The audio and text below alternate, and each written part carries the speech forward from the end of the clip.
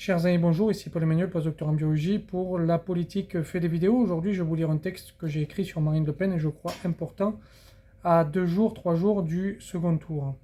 Chers amis, connaissez Internet et la mode qui dure bien trop de zapper sans écouter le discours dans son intégralité. Je suis conscient qu'à 3 jours du second tour, cette vidéo sera comprise comme soutien à la candidate Marine Le Pen.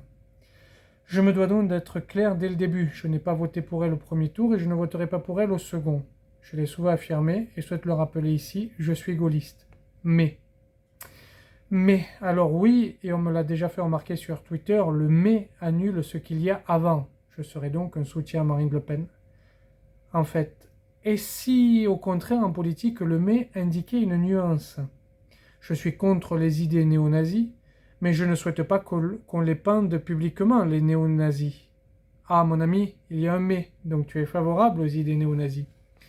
Si ce raisonnement vous paraît stupide, il est pourtant celui du net et des grands médias. J'ai juste pris un exemple par l'absurde.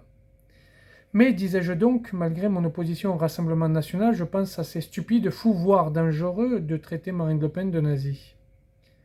Pour l'avoir dit, clairement et sans animosité sur Twitter, après m'être aperçu que ce mot était largement utilisé pour décrire Marine Le Pen, j'ai été insulté, je m'y attendais, et bloqué par des comptes se réclamant du scepticisme.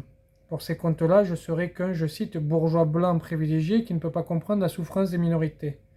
Un défenseur du nazisme et un rationaliste. J'en prends note. Me voilà donc bloqué par deux types de personnes, les proches de Soral, ouvertement nationaux-socialistes, selon leurs propres termes, et des personnes se disant sceptiques. Pas de trop gros comptes, rassurez-vous, quoique un assez connu.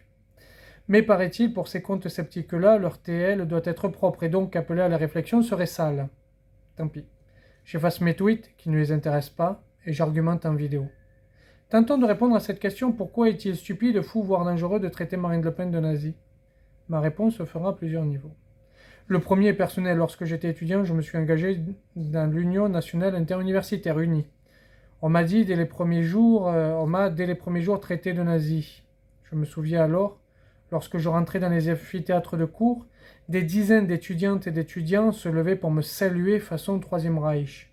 Et puis, il faut bien avouer que nazi, on peut tout faire. Et oui, il est nazi, la loi ne s'applique pas. Tout sévice devient possible. Je n'ai connu que les coups violents, mes camarades féminines ont, en tous les cas pour certaines, connu pire. Personnellement, j'ai accepté la violence comme prix à payer pour mon engagement politique. Ne me suis jamais plaint et refusé la protection que m'offrait la présidence de l'université et me suis défendu.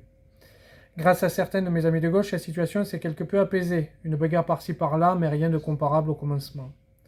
Mais voilà donc un jeune militant uni UMP du mouvement gaulliste peut être traité de nazi et tabassé à ce titre sans que cela ne choque. La situation devient banale. En février 2011, les jeunes socialistes de la Vienne publient et diffusent une affiche où Sarkozy, alors président de la République, dépeint un Hitler, le logo du Parti socialiste sur les affiches. Suite à la colère de Jean-François Copé, alors président de l'UMP, le Bureau national des jeunes socialistes condamnera du bout des lèvres cette affiche, mais le Bureau national du Parti socialiste, alors présidé par Martine Aubry, ne le fera pas. Un an plus tard, en 2012, feu Axel Kahn, alors candidat socialiste dans la seconde circonscription de Paris, face à François Fillon, qualifia le projet présidentiel de Nicolas Sarkozy de, je cite, sarko-pétainiste. Puis le 2 mai, il déclara que le rassemblement au Trocadéro organisé par l'UMP pour soutenir Nicolas Sarkozy à 5 jours du scrutin du second tour rappelle les rassemblements du NSDAP à Nuremberg. Il écrit « Images et symboles sont mobilisés par le Nuremberg du tout-petit d'hier, ceux de résistance et du chant des partisans s'imposent à moi. » Le 22 mai 2012, 2 semaines après l'élection de François Hollande, le Lab européen interroge le Britannique Robin King, directeur artistique de la campagne de François Hollande, qui détailla la manière dont il a créé une affiche présentant Nicolas Sarkozy sous les traits d'Hitler. C'est un photomontage, dit-il, parmi d'autres. J'en ai fait plusieurs centaines dans le cadre de la campagne. Je diffusais mes photomontages depuis mon compte Facebook personnel pour que ça ne paraisse pas officiel. Les images et les vidéos se répandaient ensuite toutes seules sur YouTube et sur les réseaux sociaux. Elles restent introuvables sur les pages Facebook et comptes Twitter officiels du candidat.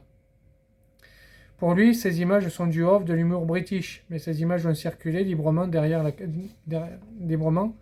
pendant la campagne. Ainsi, au cours de son mandat, le président Nicolas Sarkozy était vu par une partie du Parti socialiste et les intellectuels comme Axel Kahn, comme Pétain ou pire, Hitler. Et nous, militants anonymes, nous en subissions physiquement les conséquences. Revenons 2 ans avant. En 2010, Lionel Jospin publie ses mémoires politiques. Lui qui a quitté la scène politique après sa cuisante et cruelle défaite de 2002. Il revient sur cette dernière. Dans son ouvrage Lionel raconte Jospin, il écrit, je cite, « Je trouve ridicule la manière dont la gauche, extrême gauche compris, s'est ralliée bruyamment à Jacques Chirac sous le prétexte d'une croisade antifasciste. Tout odieux que soit le Front National, il n'y avait pas en France de menace fasciste et la victoire du candidat de droite était certaine sans onction socialiste. » Dans une interview pour la promotion de son livre, il insistera à nouveau sur cette absence de menace fasciste. Et on se souviendra qu'il parle ici du Front National dirigé par Jean-Marie Le Pen. Il déclara, je cite, « C'était décevant et faux. Et ce qui est inexact et faux du point de vue de l'analyse politique, c'était de nous dire que le lepénisme était un fascisme. Le lepénisme est un mouvement d'extrême droite à tendance xénophobe, extrêmement autoritaire dont je critique l'essentiel des thèmes, en tout cas des analyses. Pour les thèmes, on peut discuter. Mais ça n'est pas un mouvement fasciste. En tout cas, il n'y avait pas de péril fasciste en France. » Certains argumenteront, et avec raison du reste, qu'en 2002, le Front National faisait pour la première fois son entrée dans un second tour d'une élection présidentielle, et qu'en 2010, lorsque Lionel Jospin écrit ses mémoires, le parti vivotait, alors qu'aujourd'hui, il est politiquement plus fort. Mais si le Front National n'était pas fasciste, pour reprendre l'idée de Lionel Jospin, qui n'est pas la mienne, le Rassemblement National l'est-il plus ? Caroline Fourest a récemment rappelé qu'un noyau de Gudard était toujours présent au sommet de la hiérarchie du parti. Mais c'était déjà le cas sous Jean-Marie Le Pen, qui avait autour de lui des membres d'Occident ancêtres du GUD. Le péril fasciste n'était-il pas au fond qu'une illusion dans notre pays ? Il existe des groupuscules régionaux violents d'ultra-droite, mais quelle influence ont-ils sur les élections ? Le mot nazisme est dans notre pays galvaudé. Si Nicolas Sarkozy est Hitler, alors qu'était Jean-Marie Le Pen. Si Nicolas Sarkozy est pétainiste, alors qu'est Zemmour. À crier au loup sans cesse, on finira par ne plus le reconnaître. Les mots sont importants et la modération doit être la norme en politique. Le 24 février dernier, l'armée russe a envahi l'Ukraine. L'un des motifs évoqués, le gouvernement ukrainien serait néo-nazi. Un terme suffit à déclencher une guerre, à tout le moins à avoir le soutien du peuple. Si Sarkozy est Hitler, alors le nazisme a déjà dirigé la France.